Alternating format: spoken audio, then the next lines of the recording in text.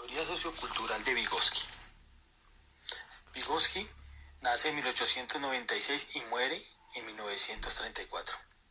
Esta teoría sostiene que el aprendizaje humano es un proceso interactivo en el que el aprendizaje y el desarrollo se realizan conjuntamente, y enfatiza la importancia de las relaciones y la interacción del individuo y la sociedad, y cada persona nace con habilidades fundamentales, pero gracias a la interacción con otros individuos más experimentados, estas habilidades pueden convertirse en funciones mentales superiores y dar pie al desarrollo intelectual.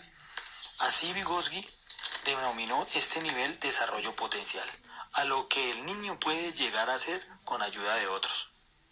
El aprendizaje estimula una serie de procesos evolutivos internos capaces de operar solo cuando el niño interactúa con las personas de su entorno, en un entorno social. A lo largo de la vida se presentan etapas que el niño puede superar con la ayuda del entorno que lo rodea, y también necesita recurrir a personas más capacitadas y con mayores conocimientos para orientar su aprendizaje. Esta orientación Vygotsky la llama o la denominó zona de desarrollo próximo. Es la distancia entre lo que el individuo puede hacer por sí solo y lo que aún no puede realizar de forma independiente, pero que puede lograr bajo la guía de un adulto o un tutor o una persona que sirva de mediador. Así creó el concepto de andamiaje, que ocurre entre el sujeto de mayor experiencia y una de menor experiencia, con el objetivo de transformar al novato en experto. Alexandra Urrea, yo les voy a hablar del autor Brunner y los aportes que tuvo en la educación. Brunner nació en 1915, el 1 de octubre. Fue el fundador de centros de estudios cognitivos de la Universidad de Harvard. También fue quien impulsó los modelos de psicología cognitiva. Este autor se basó mucho en la teoría de Vygotsky, en la parte del andamiaje. Este autor nos dice que el aprendizaje es un proceso constructivo donde logra descubrir la finalidad de un problema. Para este autor, la primera infancia de un niño se desarrolla obteniendo habilidades para desenvolverse en el medio donde se encuentra. Para Brunner, el proceso del aprendizaje como tal se encuentra rodeado de otros, es decir, él se basaba como en lo sociocultural, en donde él decía que mientras vamos creciendo vamos formando grupos, y estos grupos nos van formando el comportamiento también. Aparte de ello, pues en lo sociocultural vamos adquiriendo conocimientos, habilidades, valores y actividades a desarrollar en nuestro día cotidiano.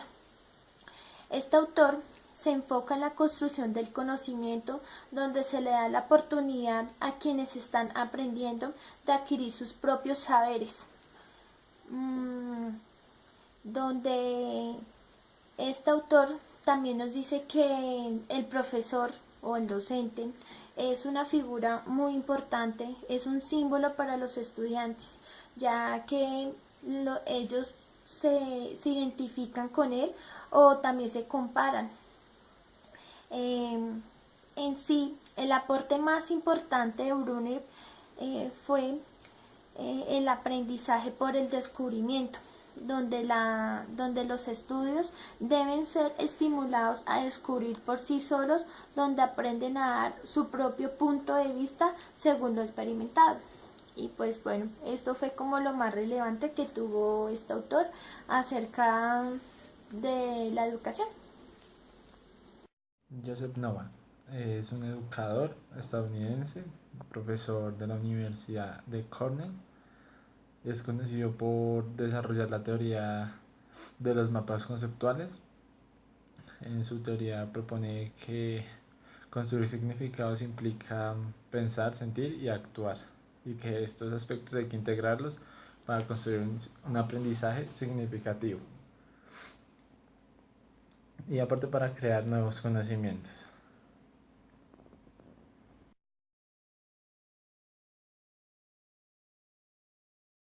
Buenas tardes, mi nombre es Xiomara Maya y en el día de hoy les vengo a hablar sobre cómo los aportes del psicólogo e investigador Jean Piaget construyeron una importante aportación a la educación y además de cómo su concepción constructivista del aprendizaje lo entiende como un proceso de construcción interno, activo e individual. Algunos de estos aportes importantes son la corriente de la epistemología genética, que estudia el origen y desarrollo de las capacidades cognitivas desde su origen orgánico, biológico y genético, lo cual hizo descubrir que cada persona se desarrolla a su propio ritmo. Piaget señala que el aprendizaje es una reorganización de estructuras cognitivas y es también la consecuencia de los procesos adaptativos al medio y la asimilación del conocimiento. A lo que Piaget tiene dos conceptos, uno es de asimilación y el otro es de acomodación, que le permiten al niño una reestructuración a través de la experiencia, ya que mediante esto él puede hacer operaciones formales y concretas. Y en el de asimilación nos dice que las personas asimilan lo que están aprendiendo, observando o viviendo, y el educador puede darse cuenta de que el estudiante ha aprendido a medida que él lo pueda explicar lo que aprendió. Si él no puede explicar, quiere decir que de cierta manera él no entendió completamente. Por otro lado, la acomodación nos permite cambiar nuestras ideas existentes para tener una nueva información. El término acomodación hace parte del proceso de adaptación. El proceso de acomodación implica alterar los esquemas existentes o ideas existentes como resultado de nueva información o experiencias nuevas. También se puede desarrollar nuevos esquemas durante el proceso de aprendizaje. Un ejemplo de esto es que los niños a temprana edad aprenden sobre los diferentes tipos de animales. Un niño pequeño puede tener en su esquema existente para los perros. Un ejemplo, él sabe que los perros tienen 4 patas, por lo que él puede asimilar que todos los animales que tienen 4 patas son perros. Si más adelante él se entera de que los gatos también tienen 4 patas, allí es donde se someterá a un proceso de acomodación en el que su esquema existente para los perros se modificará y también desarrollará un nuevo esquema para los gatos. Los esquemas se tornan cada vez más refinados, detallados y matizados a medida que se recopila nueva información en nuestro cerebro y se incorporan nuestras ideas y creencias actuales sobre cómo funciona el mundo. Otra característica importante en las teorías de Piaget son las etapas del desarrollo. Para Piaget, el desarrollo cognitivo consiste en una reorganización progresiva de procesos mentales como resultado de la maduración biológica y la experiencia. Por esta razón, propuso una serie de etapas de desarrollo marcadas por cambios cualitativos. Estas etapas tienen dos características importantes. La primera es que son invariables, es decir, que siempre ocurren en un mismo orden. Y la segunda es que son universales, ya que se presentan en los niños de cualquier parte del mundo. Sin embargo, hay que considerar y tener en cuenta que factores tanto hereditarios como ambientales pueden afectar en la velocidad en que cada niño supera cada etapa.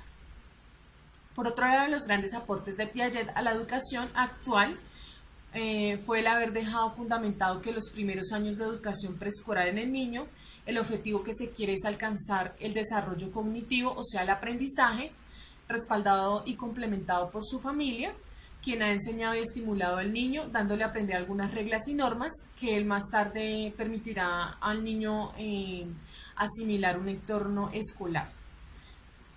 Otro aporte de Piaget y lo que podemos ver reflejado en el día de hoy en las escuelas es que cada teoría que se da en clase no es suficiente para que el tema haya sido asimilado o comprendido de una manera correcta, sino que el aprendizaje involucra aplicación de conocimientos y experimentación y demostración de varios momentos.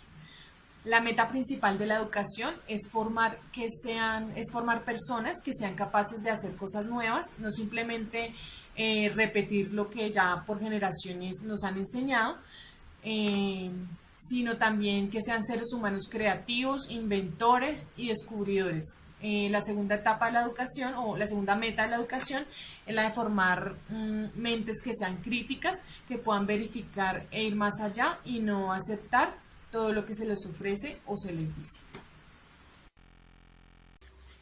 David Ausubel nació el 25 de octubre de 1918 en Brooklyn, Nueva York. Él aportó a la educación que primero, para alcanzar el aprendizaje significativo hay que tener ideas claras y establecer relaciones con información nueva.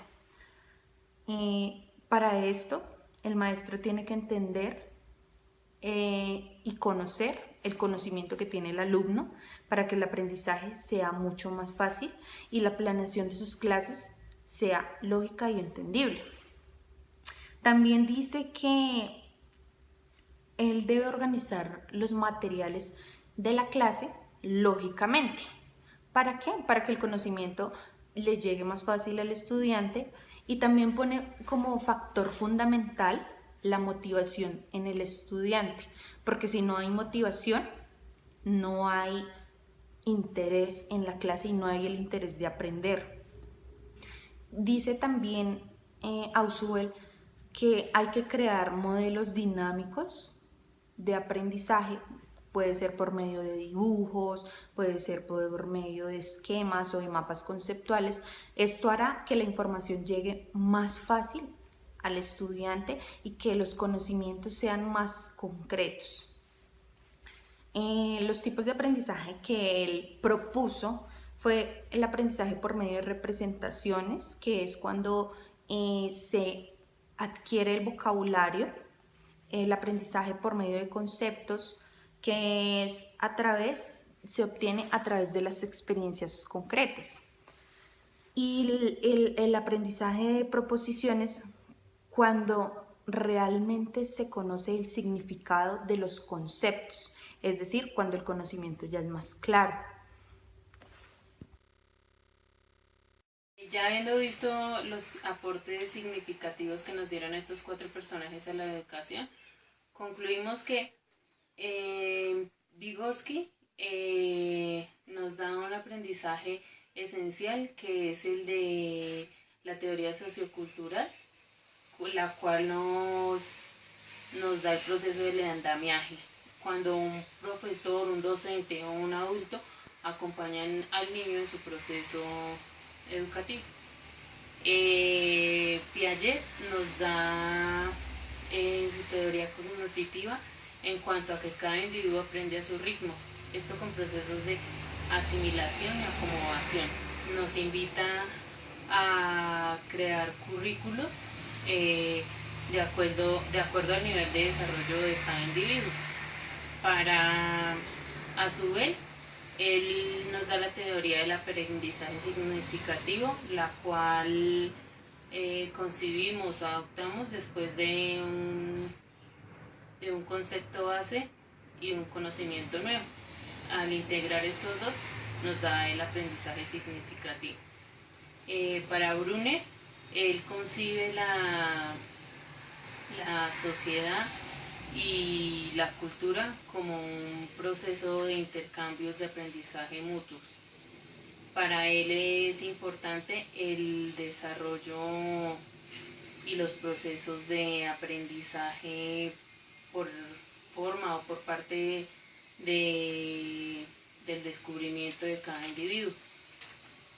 Sí, estos son los aportes significativos e importantes que nos dieron estos 4 personajes a la educación. Gracias.